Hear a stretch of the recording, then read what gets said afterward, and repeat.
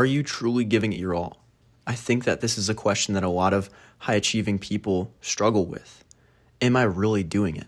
I personally wrestle with understanding if I'm truly the person I claim to be, but I have learned in my life it's not about being the best, it's about being better 1% each day. Now, I am not in basketball by any means, but one story that has always captivated me is the story and life of Kobe Bryant. If you don't know who Kobe Bryant is, he was a phenomenal basketball player. He wasn't the best basketball player ever after, LeBron James is in the scene, but he was incredible for his work ethic and his relentless pursuit of constant improvement. I remember I was reading up on his story, and he would be in the basketball gym. He would be there 2 hours on the court before practice even started in high school. He would run games up to 100 points with his teammates. He would be, even in the NBA when he got there, he would be there 3 hours before his teammates woke up. I remember I read one story where he got injured. I don't know if he injured his arm or his hand, but he still showed up to the gym first in line. And it's just incredible, this guy's work ethic. And I was asking myself, why was he working this hard? All throughout high school, college, the NBA, he had 20 years in the NBA where he constantly worked like this. Why?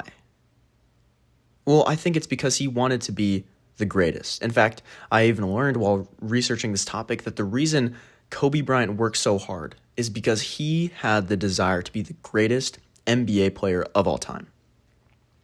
And unfortunately, in 2020, he was taken away from this world. He unfortunately died in a helicopter crash. But his legacy still lives on because of his impact in the world and because of his desire to constantly be better. And I think we can learn something from Kobe. And that is, if you want to be the greatest in anything, you're going to put in the effort required. If you want to be the greatest artist of all time, if you want to be the greatest singer of all time, you're going to put in the work. You're going to show up 3 hours before anyone else is there. If you have a goal, you're going to have to take the action required for that goal to be met. So I think the first thing you have to ask yourself is, if you're truly doing it, if you're truly that highest potential, you have to ask yourself, is this the action required to get me to my goals? And if it's not, then you need to change course.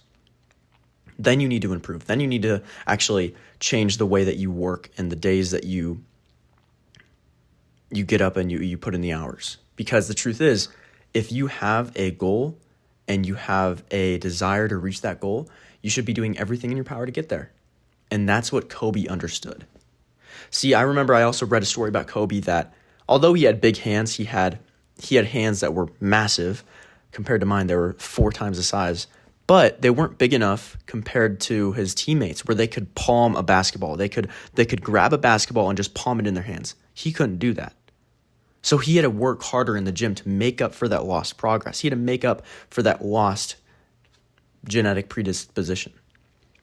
And I think if you're out there and you want to be the greatest, and maybe there's some genetic disability that you have, or disadvantage, I should say, if you're wanting to be a built bodybuilder, but your waist is a little wide, you have wider bones, or maybe that you have narrow clavicles, you're just going to have to work harder. And that's okay. Be willing to put in more work. Be willing to put in the extra hours, because not only does that give you the more results, it also gets you more character. So the second thing I would say is, don't be afraid. Don't be afraid to put in the extra work. That's something Kobe understood. You can never have any downside to putting in extra hours in the gym, into your work, into your craft, into your gift, right? If you want to be the best, if you truly want to give it your all, you're not going to shun any emotion when you hear that. If anything, you're going to be like, dang, yeah, I need to give myself permission to work harder. And that's, I think, one thing that a lot of people don't do in this world. They think it's bad to be obsessed. They think it's bad to try to be better. But I think if you are truly a high achiever and you want to give it your all, you want to finish that marathon, you want to be that artist, you want to be that singer, understand you're going to have to look obsessed to the outside person. You're going to have to look pretty dumb at times. When they're sleeping, you're out singing. You're out drawing, whatever it is. Be okay with that. Because if you were doing what the crowd was doing, expecting to get a different result, I'd call that insanity. But you know that you're not made for that path. You know that you're made for more. And if you know that, then you're going to act like that. So the first two things that I wanted to say were be able to work harder for your goals, and then be able to look dumb and obsessed to the outside person. That's exactly what you need to do. And I personally saw those two things come true in my own life. Now, although I didn't play basketball, I'm not in basketball at all, I do relate to Kobe a lot of the times, because for my own life, I was always overweight. Especially in my junior year of high school, I was 30 pounds overweight. I had just gotten out of a relationship with a toxic ex, and it was a horrible time in my life. I was failing high school. I was really seeing anxiety and depression start forming, and I needed to change. So every day, I got up. I started improving. Now, was I perfect? Absolutely not. But was I getting better? Absolutely. Every day, I would eat a better meal. I would get in the gym. I'd do an extra rep. I would go for an extra run. I would go the extra step, and slowly but surely, I started getting in shape. 4 months later, I'd lost the 30 pounds. I became someone I never knew I could become. But one important thing that I really want to talk about in that area is that not only did I have to look obsessed to the outside person, right? Why are you getting your steps at 9 p.m. at night? Why are you eating this meal full of protein and healthy carbs with satiating fiber when everybody else is getting their crumble in? Why are you doing this? People questioned me. They questioned me when I was overweight, and it wasn't until I got the goals that they stopped questioning me. And then the second thing is that I had to take the steps required to lose the 30 pounds. Okay, if I wanted to lose the 30 pounds in 4 months, I had to really be in an aggressive deficit. I really had to hit the gym hard. I had to eat the clean meals, no matter how I felt. I had to take the steps necessary. Those are the two things that I saw actually apply themselves in my own life. But I want to say, through this all, I was never perfect. And that's what I want to talk about right now. The question, am I truly giving it my all? I'm going to break your heart a little bit here. You're not. And even hearing it from me, sometimes it hurts because I want to be the best version of myself, but we can't. You will never be the best version of yourself. There's always going to be someone out there, whether they're in a different universe than you. I don't believe in that, but let's just say, for an example, there's a different universe, and this person did everything they needed to. You simply are not that person because you're not perfect. We all have our flaws. We all have our mistakes. And if you expect yourself to be perfect, you're always going to fail. But if you expect yourself to be better, man, I have an itchy ear. But if you expect yourself to be better, you're going to be better. And I think one thing we need to let go is expecting perfection. Because the more you expect perfection out of yourself, the more you're going to fall short. There's a reason it talks about in Romans, all have fallen short of the glory of God. All have fallen short of his kingdom. That is exactly why we need to stop expecting perfection out of us and listen to God when he tells us that our wages are dirty rags to him. We'll never be enough. But I can promise you this, we can always be better. So when you change your goals from, man, I need to be perfect, to, man, I just need to be better today, that's when everything changes. Stop asking yourself, how can I never mess up with lust? How can I never mess up with a cheat day? How can I never mess up with scrolling? And just ask yourself, how can I be a little bit better today? Yesterday I had a couple pieces of candy. How can I not have them today? Yesterday I didn't really hit this workout as hard as I wanted it to go. How can I make it better today? Just ask yourself a couple questions about how you can improve. And over the course of 10 months, you're going to become unrecognizable. It doesn't matter if you're perfect or not. What matters is the fact that you got better. I read Atomic Habits, and in that book, he was talking about just being better 1% each day. And I was reading it. He actually painted a very surreal graph and picture. It was simply, if you got better 1% each day, over the course of a year, you would lap yourself 37 and a half times. or 36 and a half times, excuse me. Think about that. If you just got up and instead of leaving your clothes on the ground, you picked them up. Instead of missing that extra rep, you just went the extra rep. If you started doing the 1% over the course of a year, you'd become 36 times better. 36. Can you imagine who you'd be 36 times better? That version of you? You can't even picture it. But I can promise you, they are someone that you have always dreamed of being.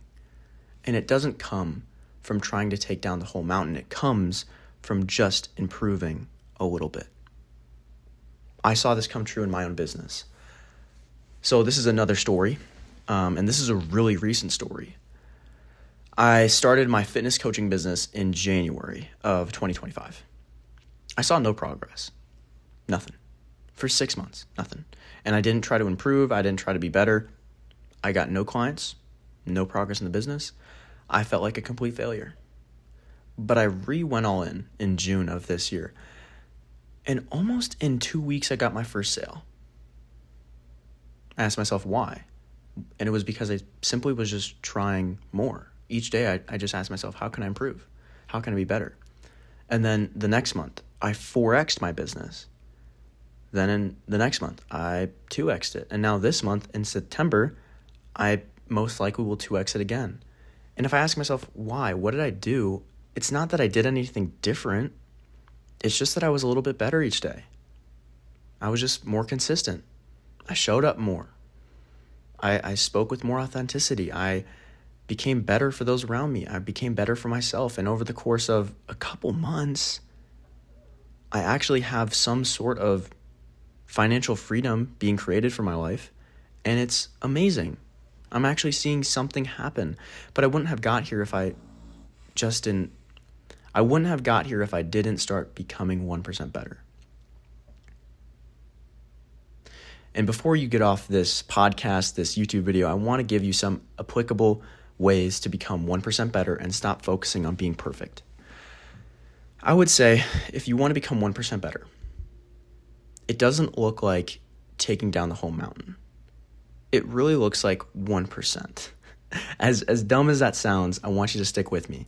1% just looks like going one more rep in the gym. It just looks like getting another 100 steps at the end of your day. It just looks like picking up a couple dishes after your dinner. It just looks like asking your wife how she's doing. It's just the little things. And if you can focus on creating more and more little impact each day, it's going to become part of you and your standards raise. And then you do the same thing and then they raise again. And over the course of 10 months or in 4 months, in my case, your life changes. Like, I'm 18. I'm not going to college. I'm building an online fitness coaching business. It's working for me. If I'm 18, skipping college to work on my laptop and my camera right here, and I'm starting to make a little money, who says it can't work for you too?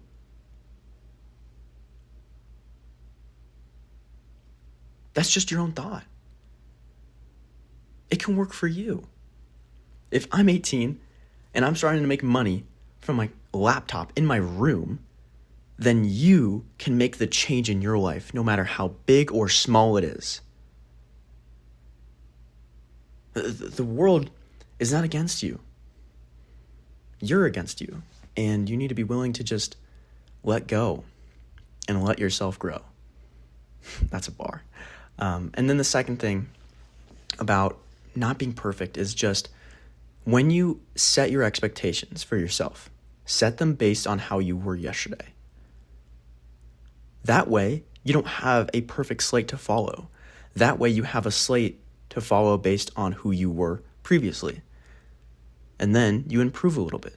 So then you always crush them, giving yourself a little bit of, not ego per se, but a little bit of this happiness and fulfillment that you're growing. So then you keep making the strides necessary. I hope this message was a little cohesive and concise. I did my best to kind of put this all in one video and make sure it made sense. If it did make sense to you, make sure that you subscribe or follow. And then also leave me a comment. Let me know what you thought and what I can improve. I'm always wanting to improve and become better for you guys. And if you're watching on Spotify, make sure that you drop a review, leave a 5-star rating, and then share it with a friend. And the last thing I want to say is this. If you are in fitness or you're trying to become better for yourself and you just don't know how to continue to improve, reach out to me. I'll drop my website in the bio of this video, and I want you to book a free consultation call with me. From there, we can see if it's the right fit and go from there. But I want to help. That's all it is. I want to serve you and help you reach your goals. I hope you guys have a great day. Thank you for watching.